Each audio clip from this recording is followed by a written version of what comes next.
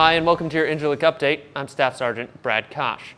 Military members have to deal with a series of unique missions and circumstances when they're overseas. Senior Airman Stacy Buckley shows us how some family members who accompany their spouse to Turkey also have to do a little extra to handle a pretty important life event.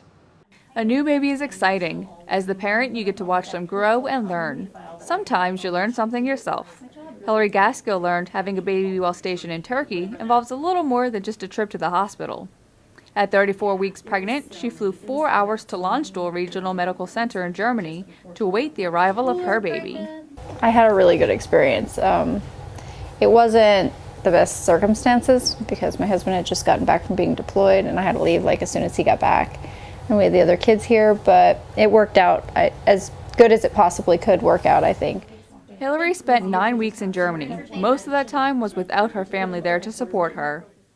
What was important was him being born healthy and that no matter where you do it, here or there, there's going to be good or bad experiences. Whether your experience is just what you imagined and wanted, or nothing goes as planned, Baby's smile makes every bit of the experience well worth it. Senior Airman Stacy Buckley, Incirlik Air Base, Turkey.